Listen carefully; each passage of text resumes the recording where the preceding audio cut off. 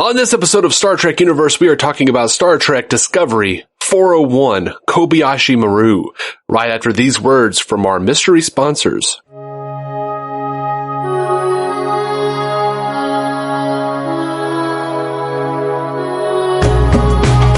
Welcome to Star Trek Universe, the podcast where you get to listen in on the continuing Star Trek conversation the two lifelong friends have been having since they were 6 years old. My name is Matthew Carroll. And I am David C. Robertson. Davey. Maddie. Let's talk about Discovery, man. All right. But, I think first, I do want to say, before we get into this episode, I don't know if you know anything about this. I don't know how closely you follow along. I probably nothing.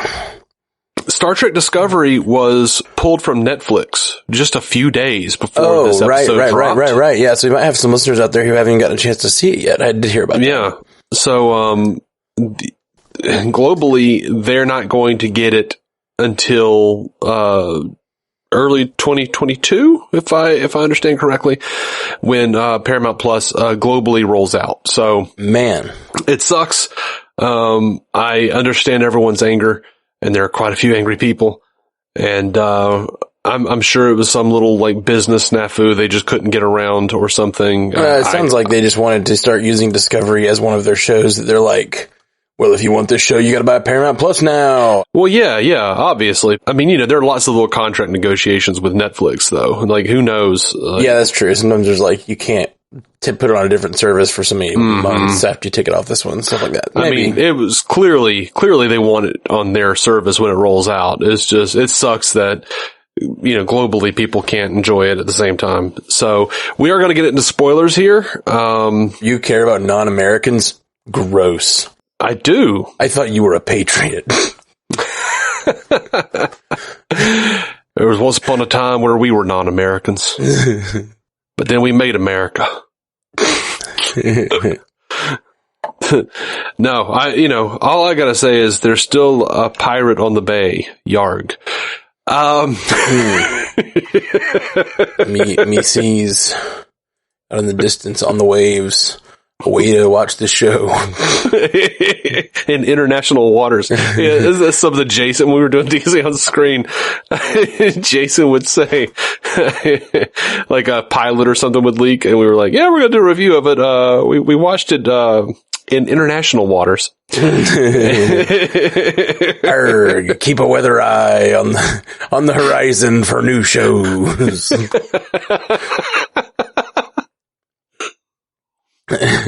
So anyway, we are deeply sorry that it really happened. Sucks. And I do encourage anyone to pirate it. Honestly, at this point, Paramount Plus is encouraging pirating. The whole thing about how Game of Thrones was the most pirated show of all time because of how popular it was, and that basically encouraged HBO to start their own streaming service, and shows nowadays know that there's no point in hunting down people for pirating. They've learned the lesson that if you just make your stuff legal to get at a reasonable price, most people will just pay for it. Yeah. It's called a business model, and you just need one. And when Game of Thrones was not available anywhere, it was the most pirated show of all time. And it's you had to have cable, and too many young people didn't want to have cable. So now we have HBO Max, Yep. That's what's going to happen here, and Paramount knows it.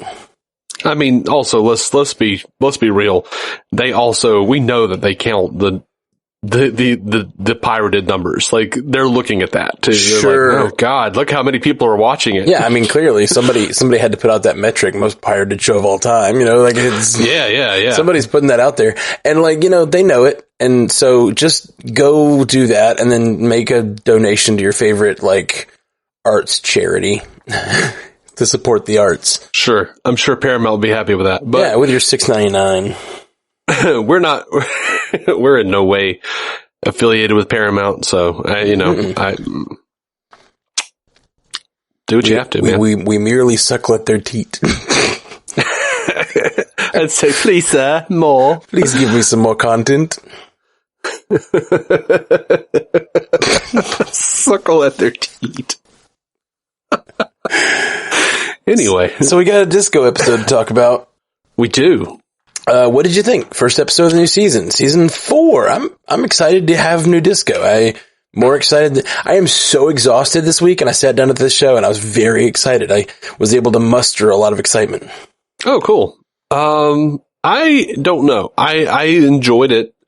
I wasn't like, it wasn't, I don't feel like it was as great as an opener as, last season's opener. Last season's opener was just like, knock my dick in the dirt. But, this season, there was a lot to like. There was a whole lot to like. I really did, man.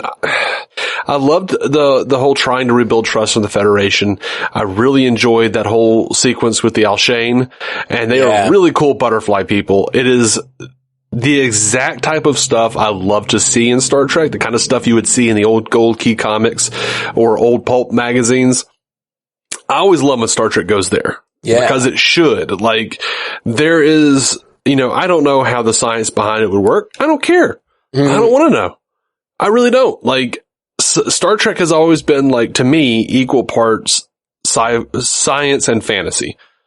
Like, and there are a lot of people out there who are like, oh, it's too fantastical. That's not, they've actually got the charts and they know how butterfly wings work and stuff. And then I'm like over here going, not on this planet, you don't. Right. Yeah. You'll know. It could work.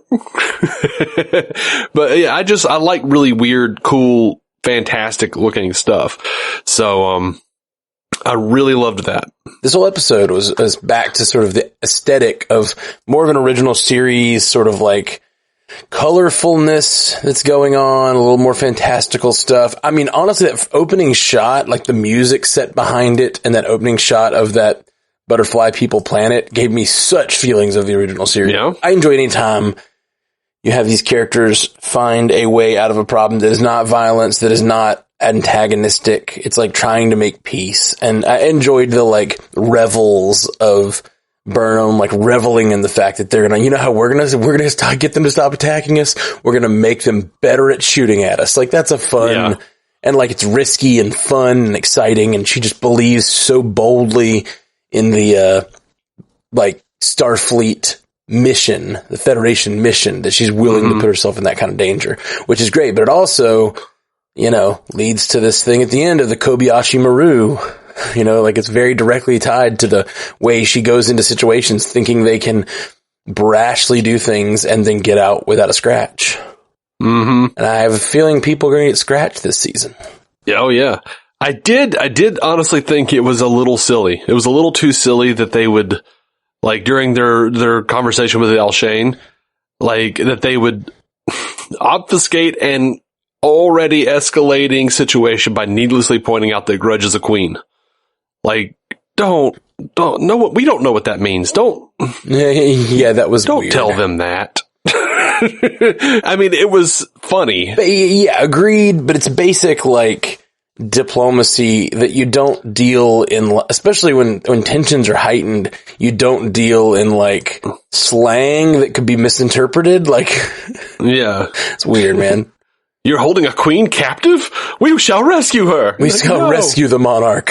Yeah. And of course, that's another good butterfly reference. Absolutely. I was a little confused by that whole thing. So I guess they're vegetarians on that planet, for one thing.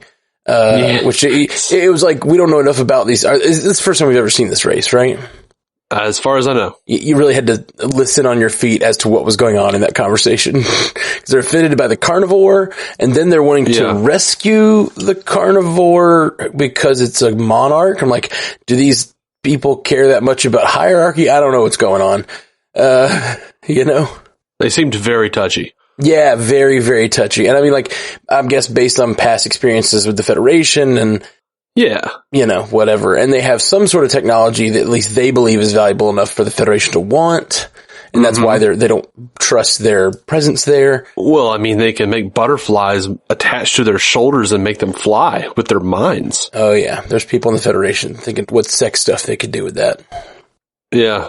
Because if Gene Roddenberry taught us anything, it's that the Federation is just full of a bunch of deviants. Yeah. Oh, yeah. Oh, yeah. I mean, they're like, all right, listen, we got, what do we have here? We have the most amazing holographic technology combined with force fields that like get down to the nanometer of like touch sensation. Like, just amazing technology. We could do so much. We could build worlds. What are we going to do? Sex on the holodeck, baby. Yep. This is the sex room of the ship. This is what this is.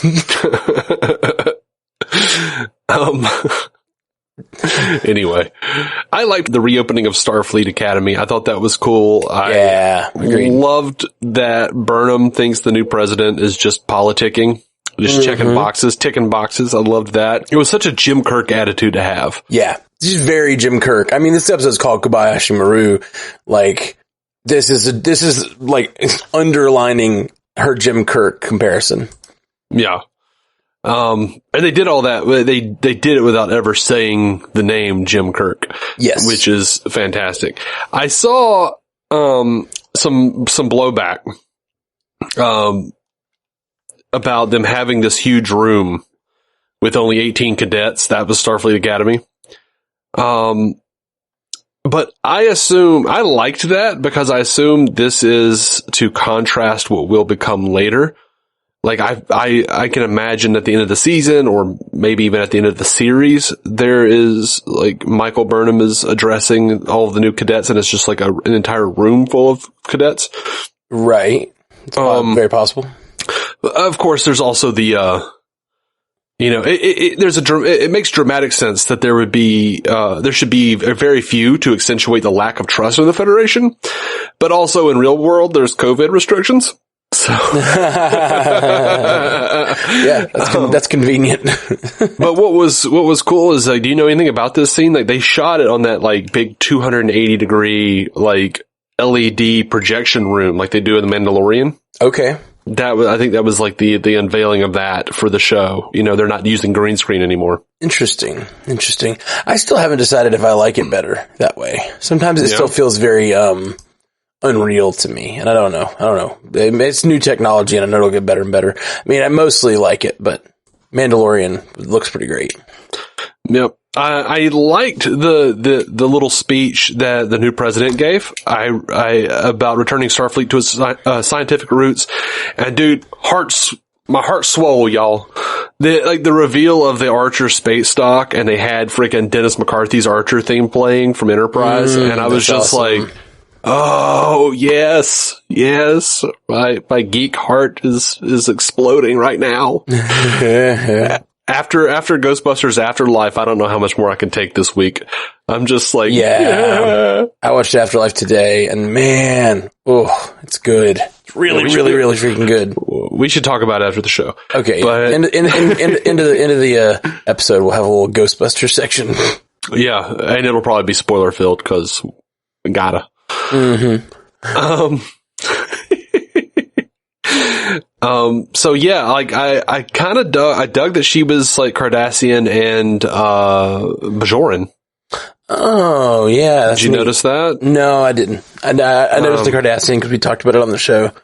But yeah, that's neat. Now she totally had Bajoran ridges on her nose. That shows how far we've come in this distant future, that not only, they're Cardassians, but there's a Cardassian and a Bajoran. Like, not only did maybe Bajor join the Federation at some point, but there's a Bajoran Cardassian president. That's pretty wild.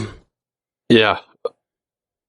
Of the Federation. That's neat. But, I do miss, Kurtwood Smith. I know there's no way he should be president still of the Federation 930 years in the future, but Kurtwood Smith was like that alien president of the Federation from Star Trek 6. Yeah, I know. It's like I just like that guy a lot. So there's some weird stuff in this episode at times. Like, I feel like Are their uniforms made of programmable matter? I don't know. Why do you say that? Because Tilly and Adira, like, basically, like, beamed over to that deep space whatever station, and they had on one uniform, and when they beamed over, after they got there, they were in a different uniform. Well, it's also, it could be programmable matter. It also could just be a transporter buffer thing. Yeah, they could just put on the black hazard suits. Yeah, instead of have to actually change. Why would you ever change? If you could literally like, stand in front of a transporter and just be like, I mean, when it's naked time, it's naked time. Then it's waiting to take off boots stuff. I was just curious. It without thinking about the science fiction of it all, it could seem like a huge continuity error. Right. It's interesting to see if we see that a lot going forward, and that's just like, now that's how it works. I mean, I dig it. It totally makes sense that you could rewrite the transporter buffer, or like the transporter signal to be, you know, a different way. It's pretty cool. Yeah. One of the things I didn't care for in this episode was there seemed to be a lot of save the cat. Like, it was just I didn't think Grudge got in much trouble.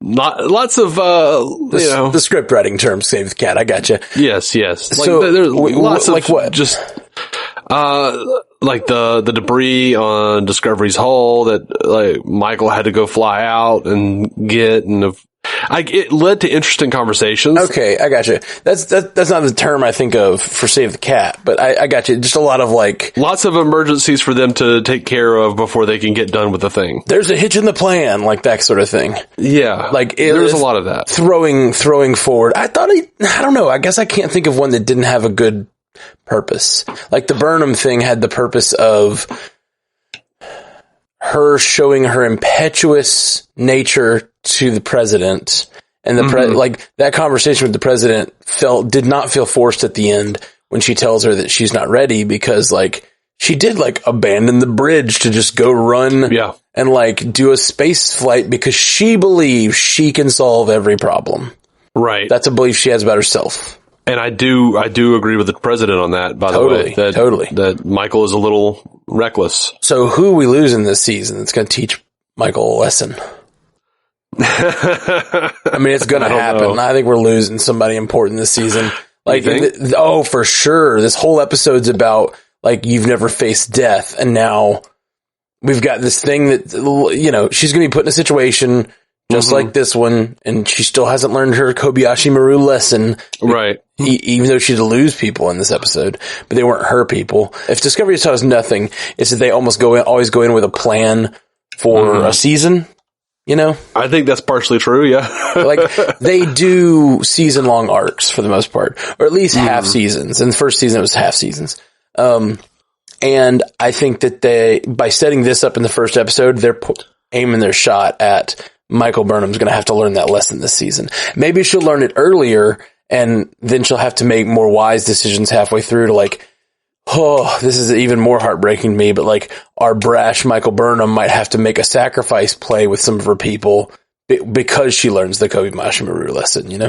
Yeah. I assumed, I don't know if it'll come at the expense of someone, but probably.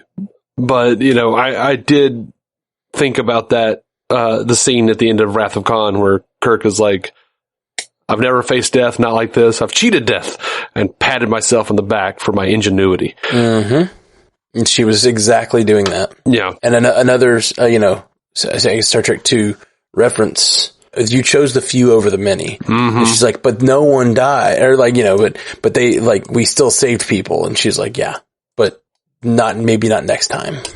Right. You make that bet enough times, eventually you're going to lose that bet, and then you lose the many. Yeah. And I agreed with Rillick, her speech about, to Nallus to get him to calm down about his homeworld. And Burnham's like, did you just read his file or have you been there? And she was like, what does it matter? You want to know if I was lying? Yeah. Yeah, like, who cares? It's so good. She got it done. I like the idea of that here, where you've got the politician, right? They're the liar. So you just immediately assume they're sort of going to be the bad guy of the story.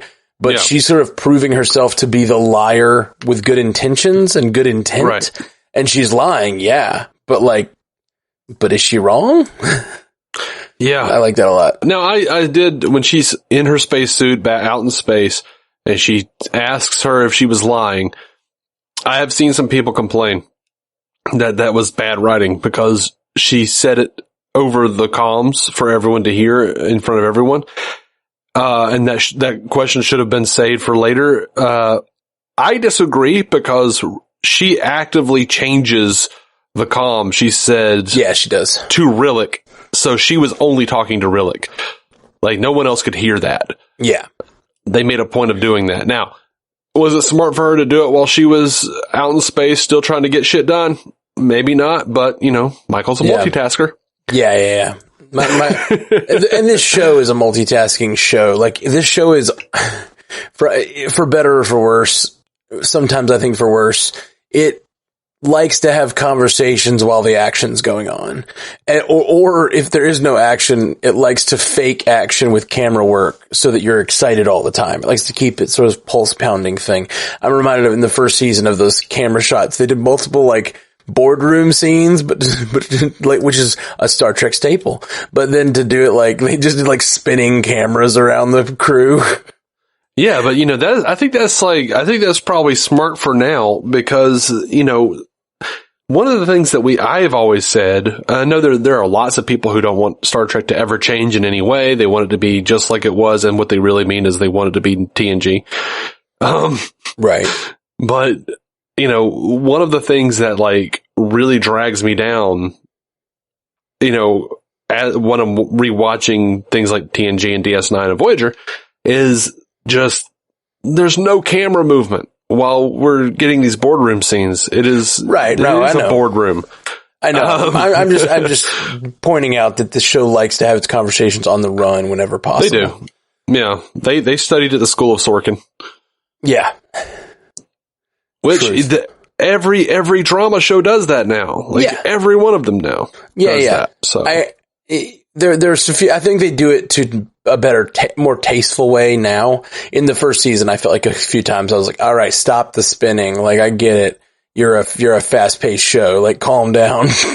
It felt very, almost distracting from what's going on. Yeah. Cause I like a slow contemplative moment. And this episode has them. Like, I mean, I don't think it's something this show is doing, but I'm saying, I'm using that to highlight what they're doing now, which is like, keep them talking, have those conversations in the moment, even if it doesn't really make sense. I actually think that would have been I agree with that criticism. I think that's it could have been a more powerful moment during those final scenes when they're having the one-on-one discussion. But I think they just wanted to keep it focused on Burnham at that point. Yeah. I really loved that final speech though the final conversation between, Burnham and Rillick. Like, that was a very well crafted conversation. Yeah, absolutely. And I love the seeming contradiction of Burnham being eminently qualified to be captain, but also being not ready because she cares too much and too deeply. Yeah. Can't be a leader. You can't make dispassionate decisions yet. Yeah. I just, man, like, she's attacking her ideology as opposed to her skill. And I dig that. Like, that's, but at the same time, like, I agree with Rillick, but at the same time, I'm like, I feel like Rillick wants her to toe the line in a way that, like, I feel like there's a middle ground between the two conversations, between the two places. Sure, but, absolutely. Well, and I do think that, I don't think Rillick's saying there's not a middle ground. Yeah. That you can't have passion for your crew. But I think she's saying is, like, clearly, Burnham, you're on one side of that extreme. You're overly confident to the point that it's a little ridiculous. And I love the line in the trailer. I loved it here.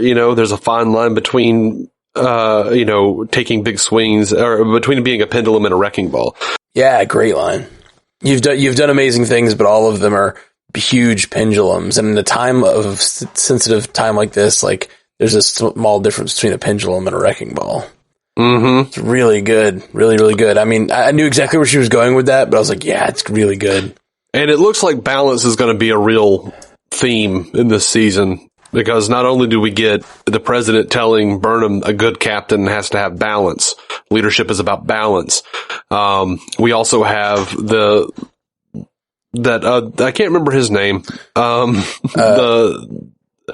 Someone of Saru's people. Saru's guy. The guy that caused the burn. Yeah. Telling Saru, like, maybe back in your day, you couldn't do both, but now there can be a balance. Yeah. Which, I think that he was pointing out how much smaller the universe is now, because travel is faster, the communication seems faster, all of that. But that's something I really seemed to notice this episode. Like, when they wanted to look at Book's planet at the end, which we haven't even gotten to yet, but when they wanted to look at Book's planet at the end to find out where it was, they like just zoomed in on it from wherever they were. And I guess they've got all their satellites back up and running, like all their subspace relays and stuff. And like, they're just becoming the Federation, and the technology is advanced so much they can see everything, communicate with everyone in like, really intense they jumped ways. to Quajon. No, they did not. Did they not? Okay. No, they looked at it from wherever they were. Gotcha. Well, I mean, Book was on the ship, so yeah, he got there somehow. It must have been relatively close. I would think. Yeah, I thought they just jumped back towards the Federation, the main Federation outpost, and he was arriving at the same time or something. But when they jumped at the end of that last jump, they got pretty damaged, so I don't think they were jumping around much. But yeah, that was rough. His homeworld being destroyed. Really rough, man. Right as we were talking about the slow contemplative shots, like the beginning of this episode where he's like giving his young child this thing to this like rite of passage, and like seeing hope for the future and the next generation, and then his world is just destroyed. That's going to change Book forever. Like, this is a huge deal for that character. I mean, obviously, I'm saying that like it's a revelation. It's just crazy, man. I almost can't believe they destroyed this entire planet. Yeah, like, I had a feeling they were going to, like... It's like Alderaan if we had cared at the moment, you know? And not just because it's Star Wars, but because, we just met Leia. I know Book. Right. I felt bad for every one of those dead birds hitting his ship. I did too. I was like, all those poor birds. I was like, oh, that poor planet. Dang. Guess the birds are the least of our worries. Yeah, like as he's hitting the birds, I'm like, oh god. And then like he comes out and like the moon is exploding from this wave. I'm like, oh no.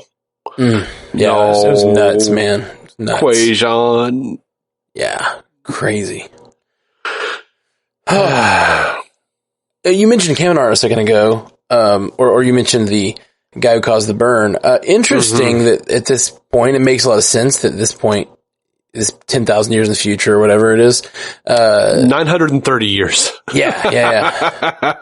10,000 years. I couldn't remember if it was 1,000 or 10,000. I was like, I don't know where the decimal goes, but here we go. Yeah. No, you know what that reminds me of is, that old, Norm Macdonald bit where he's like talking about how embarrassing it is to bite your tongue, he's like, yeah, I got like, I don't know, 50 or 100 teeth in there, I like a good round number. I never counted them.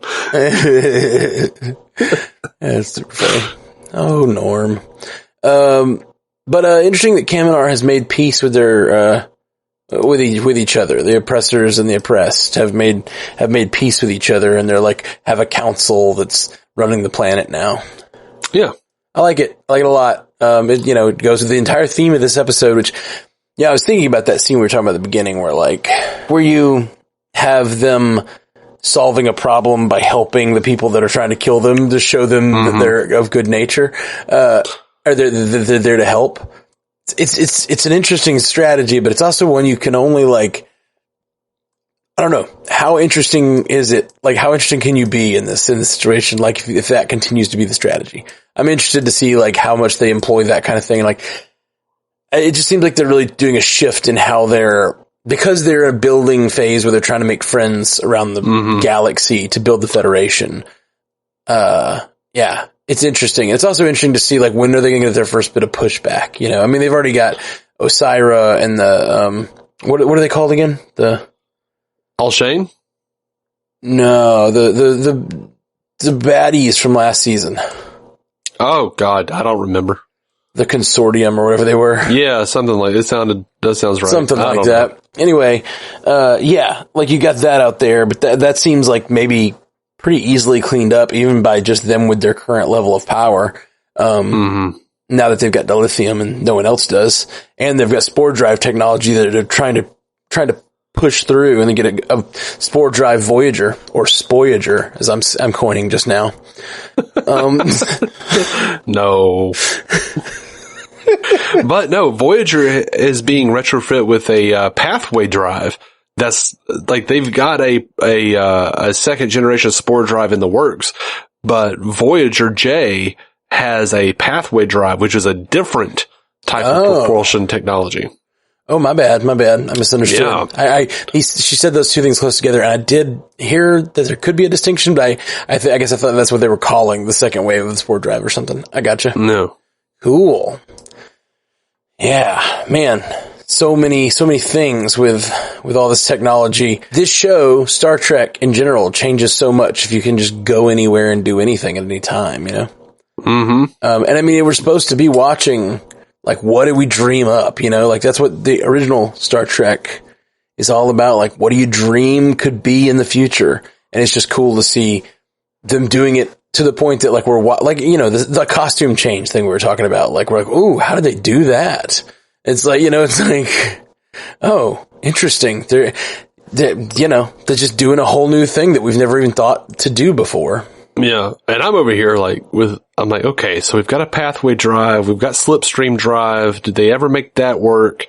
Like I'm that guy that's like, okay, so over here on Prodigy, we've got a protostar drive. How does that fit into the timeline of propulsion technology? Oh, no, I was thinking about that too. We'll have to talk about that on the Prodigy episode tomorrow, but, I was excited, about that and what does it mean? And we don't know because we don't know where they're going to land. And yeah, it's exciting. Yeah. By the way, this is the first week since like 1999 that two separate Star Trek shows aired on the same day. Yeah, man. That's neat. Can you help me remember? I don't know what's going on with Tilly.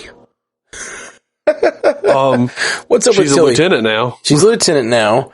And also she said something like, are you worried about Osira? Well, you deserve this promotion. And I was like, what happened with Osira to make her think she didn't deserve the promotion? I don't remember. Someone write in. Let us know. Yeah, let us know. Stu, I'm looking at you. Stu Little always got the answer, man. Yeah, Stu, help us out. No, I really, I don't remember. I remember they had to do a lot to fight Osira, and they were like about to, like, I don't know, kill all the people down below, and they were all fighting like a rebellion on the ship, and she was trying to get the spore drive. I remember all that, but I don't remember what she did that would make her think she didn't deserve the promotion.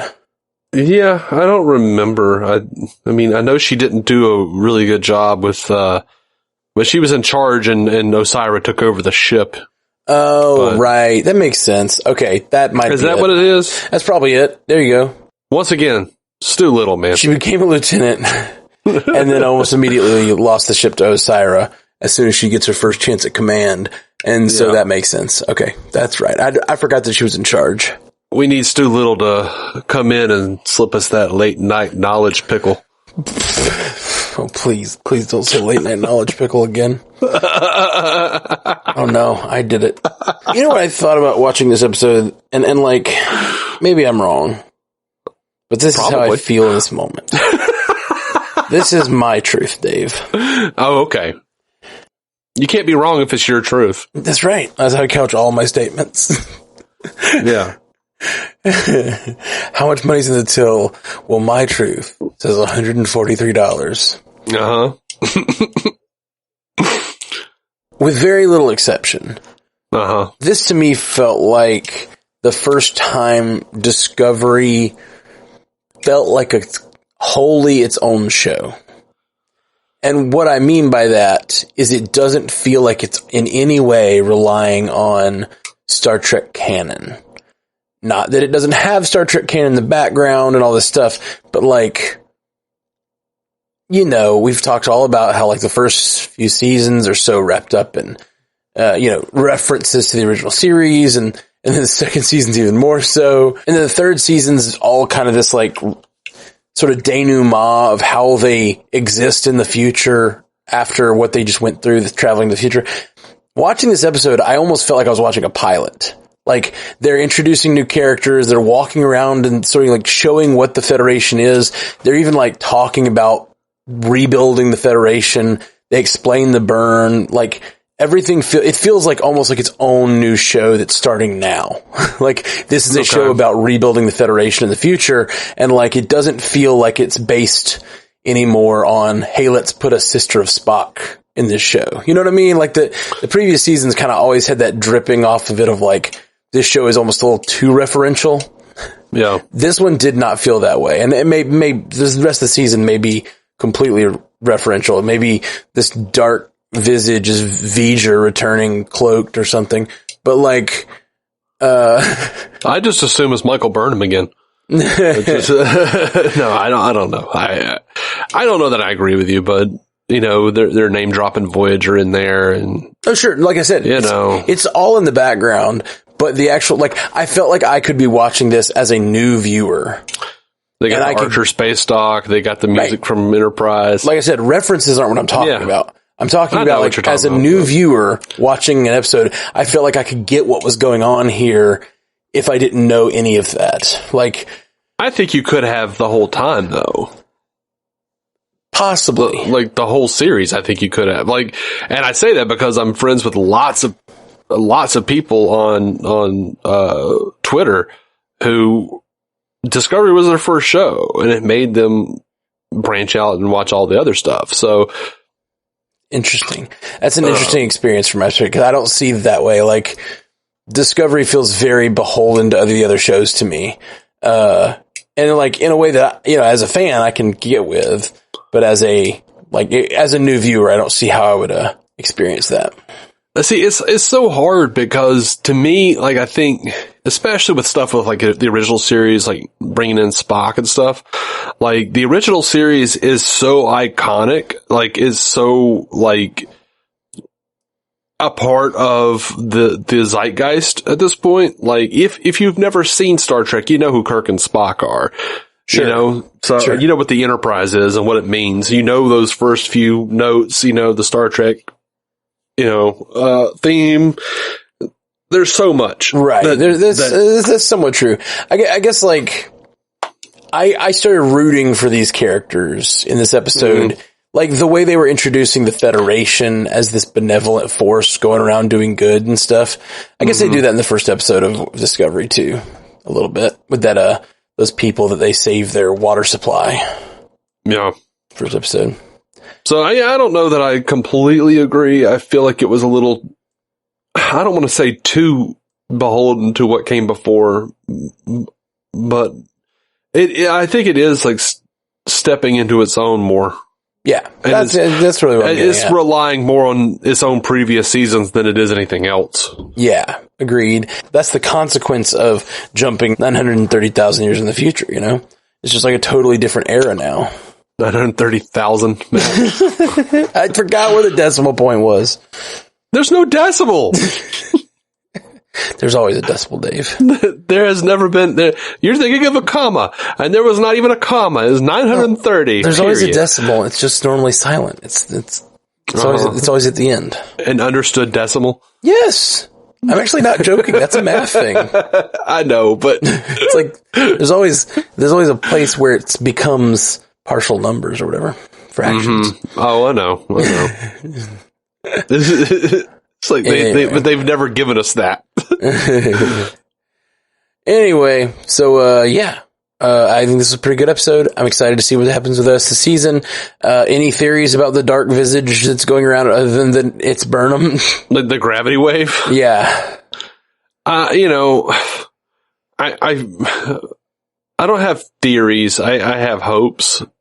Like, you know, I always hope it's, you know, something that we did, some kind of, you know, holdover from the temporal war or something. But right. Yeah, I don't have any, like, after what the burn turned out to be, I don't have any hope that it'll be anything remotely interesting. Oh man, you know what I want it to be? And I want I wanted them to get to the end of the season because it's, this force that seems to be all over the place because it went, for whatever outpost they were trying to save, and then it took out Book's planet, and it's just like kind of jumping around. I want it to be like, it's the protostar, man. Oh God. All of this entire season of Discovery is occurring during that jump of the protostar. Oh Lord. No, you know what? That's actually probably pretty close, because I think it's interesting that they brought up second generation spore drive and a pathway drive. Right. I bet it is. I bet it's the pathway drive. Or something like that. Like, some sort of... all of the new technology. Consequences of the new technology. Common theme in Trek. Well, kind of. It definitely happens from time to time. Yeah, I don't know. I don't know what I hope. Because you, like you said, you're hoping it's Burnham. No, I'm not hoping it's Burnham. I assume it's Burnham. I thought you said you're always hoping it's Burnham. No, I'm always hoping it's connected to the temporal war is what I'm always hoping. Right. Well, I don't know what I hope. I don't know what I want from this. I want it to be something interesting. It's kind of always my guiding star is I want something interesting. What I want is, inconsequential. Like, there's no, I almost feel like, look, every season, either for Picard or for Discovery, whatever, you and I have come up with better storylines than what they ultimately gave us. It's only hurting me emotionally. Yeah. I should empty my mind and just let them do whatever the hell they're going to do and go, okay. After doing last season of Picard with you and then doing WandaVision, my podcast on MCU Cast, my podcast partners were very disappointed after all their theorizing. I totally get that feeling with WandaVision too. Like, I had so many cool theories, and I was just like, I wonder if they're going to do any of them. Nope. Mm-hmm. No, they did not. There's still time. Okay. Well, anyway, there's still time was for Bethany. She'll never listen to this, right? Yeah, probably, yeah. Oh, yeah, she does? Oh. She listens to it. That was a reference for Bethany. It was a good inside joke from back in the day. Okay. Oh, man. We don't speak of those days. Those were the dark times. I'm kidding. I get it. No, man. So dark. It's not real. Dark. It's not real. I know. Those dark days of owls. Eating Mediterranean food in the middle of the night. I just made a baked potato with Mexican, like, taco meat on it that I made earlier this week. It was pretty great. It was very much an Al's type baker. I'm really hungry. Damn you. Well, let's talk about a little bit of Ghostbusters, then we gotta go because we got another episode to record. Sure, man. Yeah. I just think Ghostbusters Afterlife was freaking awesome. It's even spoiler free. Just like, it's freaking great. It's really wonderful character dynamics, quippy dialogue in an actual real and fun way, and doesn't feel forced. It's really good directing, really good comedy, really good writing. I just, man, it's great. And then there's some great surprises in there for fans of the stuff, and I just loved it. Yeah, spoiler free. I felt like it honored the past brilliantly while making a real decision to move forward in the franchise and making it a modern movie. They didn't try to make it look like, the 1980s Ghostbusters movies, but is very clearly still in that universe. Right. And I really dug that. For sure. Well, let's get spoiler if we like. Spoilers alert, everybody. Just so good getting to see the old Ghostbusters again. Like, that was just amazing. Especially, of course, Ghost Egon. Oh my God. I didn't think they would do it. I didn't think they would do that. I knew they would.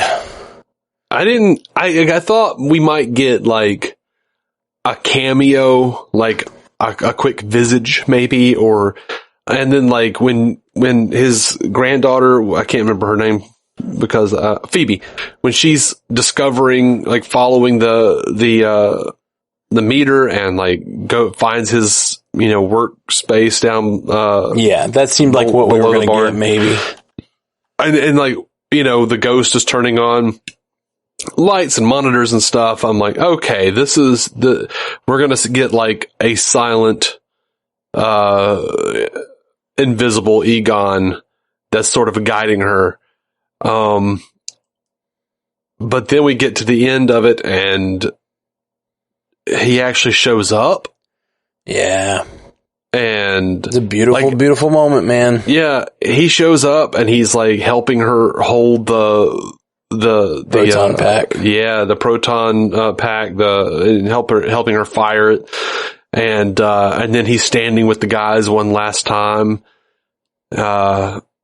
Man, just, and I didn't cry in the theater.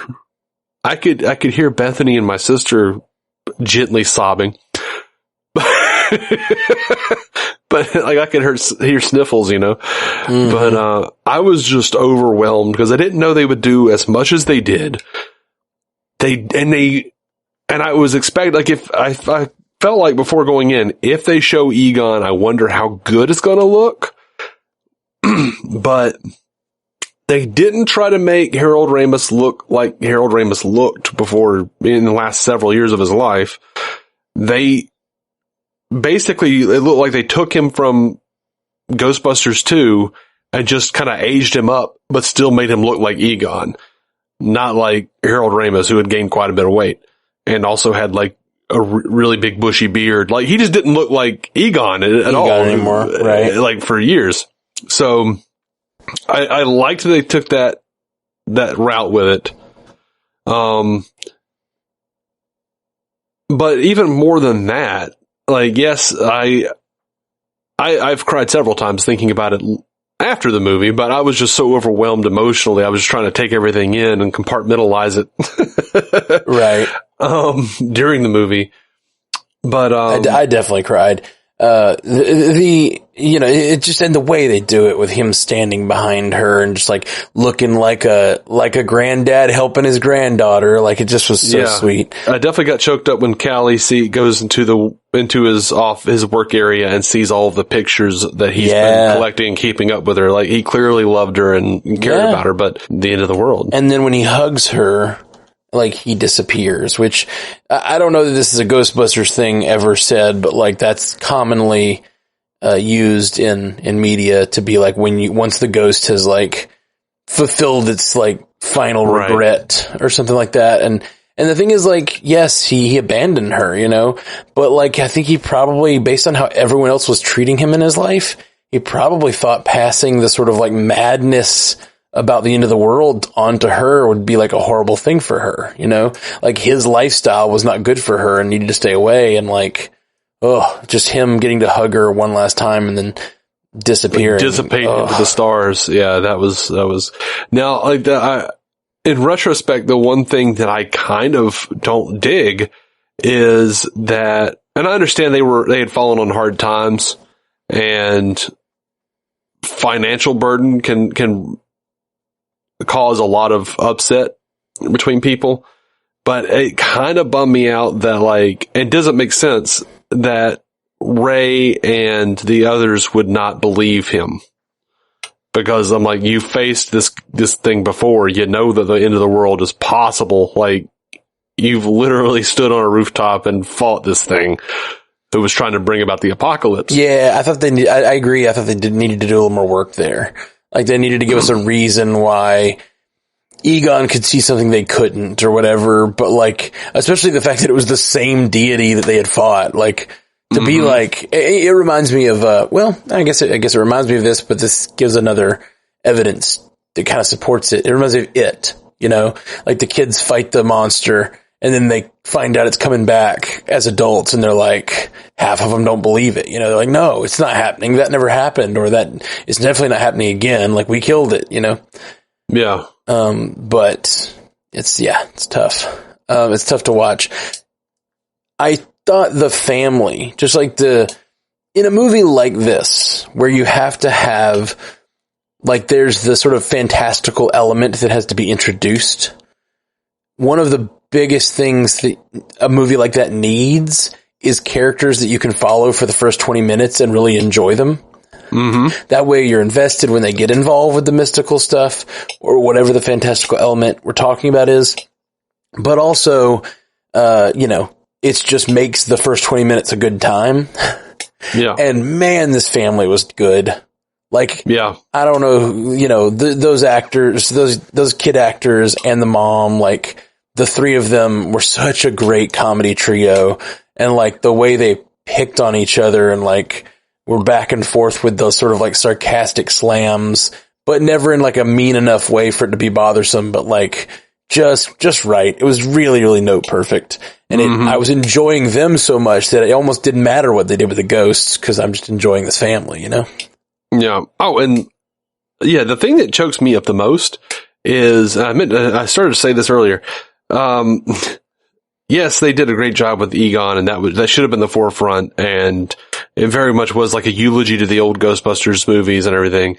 But the freaking Winston is like the only really successful one out of all of them. Right. And this was the guy who, like, in real life was basically replacing Eddie Murphy.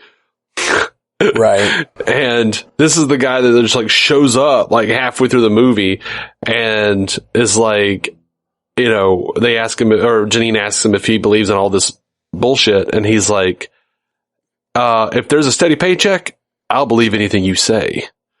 And like, he was the one guy who wasn't a scientist. He was an everyman, just kind of like, right. And I love that when you look at those movies, Winston absolutely was the heart of the movie. He was the heart of the Ghostbusters team. And to have like, second movie comes around, yeah, they got sued and shit, and they're just kind of all scattered. The only one, it's like Ray and Winston are the Ghostbusters at this point, and they're just doing like kids parties. Yeah. But like, at the end of the day here, whatever, 30 years later, he's the only one that still believes in it. He's the only one that still believes, like he said, like he's crazy successful, but he's also like in his heart, he's still a Ghostbuster. Yeah. I'll always be a Ghostbuster. And I love that because not only is he the heart in the movies, he is the heart of the franchise really outside of it. Like, yeah, Dan Aykroyd's always kind of hacking away, hoping to get something started. But, for years, there were problems with Harold Ramis saying, no, I don't think that's good. Or Bill Murray wouldn't sign on and he didn't like whatever they were coming up with. And whenever anybody asks Ernie Hudson, he says, I haven't heard anything, but if they want me, I'm there. Yeah. Well, it doesn't matter. He's there. That's somewhat related to the fact that he hasn't had any huge successes outside, and all the other guys kind of had their other careers and stuff. Yeah, that worked. But he's also worked steadily. Sure. I'm not saying he hasn't, or but that's part of. He's not Bill Murray. Right. But that's part of why, a guy like him would be like, yeah, I'll absolutely do Ghostbusters again anytime. Well, that would also be a reason why somebody, might hate the Ghostbusters and say like, I'll never do that again. It ruined my career. Sure, possibly. I think that, it's kind of neat too. Now he's going to be like the, it sounds like he's going to be like the Coulson or the Nick Fury of the Ghostbusters with that post-credit sequence and him like going back in there and getting ready to fix up the shop. Yeah. When that freaking containment unit starts beeping. Yeah. What does it mean? What does it mean? Like, do they just need to get the containment unit fixed up? Because what does it mean that all the ghosts have kind of just calmed down? It's just kind of funny. I mean, I realize they had to fight two big threats in the two movies that were like, oh man, these things are apocalyptic level events. But then they I guess that doesn't happen every day for sure. And it'll be interesting to see how, in superhero movies, Iron Man, for instance, like talking about this as if it's the beginning of that kind of franchise, which would be fun. And I know that's what Aykroyd wants. Aykroyd has said he wants to do multiverse.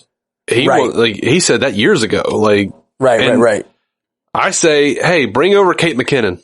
Leave everybody else, but bring over Kate McKinnon from the 2016. Yeah, Kate McKinnon's hilarious in general, and she'd be great.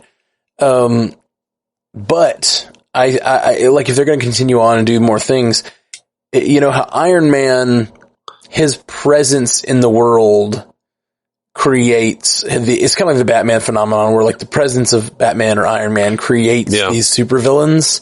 It'll be interesting to see how that works. Like, if the Ghostbusters come back in force, will there'll be a pushback from the ghost community, or like super ghosts start to emerge, kind of like happened previously? Yeah, and they could open up the multiverse. They could, like in the first movie, I was telling Jason about this. I was talking to him about it. I said, you know, in the first movie, Janine, going back to this scene when she is talking to Winston, and she says, do you believe in, you know, whatever, UFOs, blah, blah, blah. She brings in UFOs. Like, there's all sorts of, like, phenomenon, like, supernatural phenomenon that we have not touched in Ghostbusters. And I know if they do UFOs, people are going to be pissed because it's going to be, you know, like Indiana Jones again, but everybody, that's not part of it. No, screw you. That can't be part of it. I've always contended that I love that take on the Indiana Jones story, because, like, I did too. I thought it was great. I get that people didn't like Crystal Skull, and that freaking monkey swing scene was real dumb, but, like, I don't even remember that. Oh, you don't remember Mutt Williams swinging with the monkeys? Oh, I guess I do. It was so bad. It was so bad. That's my least favorite scene in that movie. But I love the lead line refrigerator. That's such an Indiana Jones gag. Like, that's such a perfectly Indiana Jones gag. Yeah. It's dumb, but the franchise has always been dumb. Yeah, exactly. And then the whole concept of Indiana Jones is like, there's a fantastical thing that has an artifact associated with it. That thing always turns out to be true. Exactly. That's it. Yes. The thing turns out to be true, and then our archaeologist has to fight a supernatural thing. And then aliens, to me, the Crystal Skulls fit perfectly into that. These, like, super dimensional beings. Of course. Yeah, it's great. It's like the people who complain about the last two Die Hard movies. They're like, oh, now he's like a god. And I'm like, no, if you actually go and look, he is way more a god than the first three. Especially the first movie, the first and the third movie, he should have been killed. Like, they actually did a YouTube series where a real physician, like, diagnosed everything he just experienced. And I think the first movie he should have been dead at least 14 times. That's a fun idea for a YouTube series. Having a doctor talk about, like, you just go through any movie and talk about all the times they should die. Yeah, so it's the premise. He dies hard. It's hard for him to die. It's literally the premise. And then, people are like, well, I mean, he was surfing on the wing of a jet. And I'm like, okay, well, that's not that argument. That's a different argument. I'm not saying the last two movies are good. Actually, I did like the number four pretty well. But, I'm not saying they're good. I'm just saying, he's not suddenly a superhero. He was way more in the other ones. Yeah, I don't know. He's always been a superhero, and it's just like, that's John McClane for you. I do think the first one has like a grounded nature of like him he gets hurt a lot in the first one, which is like something they don't do as much in the subsequent films, where he's like really like blood dripping off his feet. Like, that's part of the charm of the first one to me. When he like walks across glass and like jumps out that window and he's barefoot, and like that whole thing. Yeah. And I love the like conceit that he's barefoot because he was trying to be calm and like rub his feet on the fucking carpet. Like, it's just so good. Yeah. It's just it's all fun. And like, I think there's something to be said for that first one having like a lot of heart because of the pain he's going through. He does become a little less like injurable. Maybe he always dies hard, but in later films, he like walks a little like, oh man, I'm sore or something. But like the first one, you really get the sense that he's like going through some serious pain. Right. I always like that. But I think it is interesting that movie, it does feel more grounded than the others. But I think it's just a trick of the premise, because the premise feels very real world. Right. But, when you actually analyze it, he he went through way more and survived way more. And then it was way less realistic than any of the others. Right. I get it. It's really weird. Though my favorite is always With a Vengeance. So yeah, With a Vengeance is fun. Between John and Samuel L. Jackson, Zeus. That's a fantastic film. Really is. Okay, well, dude, we have gone extra long in this Discovery episode. Sure have. And we're now talking about Die Hard. We will be letting you guys go. We appreciate y'all tuning in, and let folks know if you have Star Trek fans in your life. Let them know to tune into the Star Trek universe. We really want to grow this podcast and so we can do more of it and do more deep conversations about Star Trek. And Paramount's not helping us. They just cut off like the majority of our audience, I think. Well, we'll be right here talking about Star Trek, you guys. Peace. Joel on true and live long and prosper. Damn. You got me. Thank you for listening to the Star Trek Universe Podcast, a Stranded Panda production. If you'd like to hear more from David C. Robertson, check out the DC On Screen podcast or maladjusted.tv for his web videos. If you'd like to hear more from Matthew Carroll, check out the Marvel Cinematic Universe podcast or listen to his music. Just search for Matthew Carroll anywhere you get music.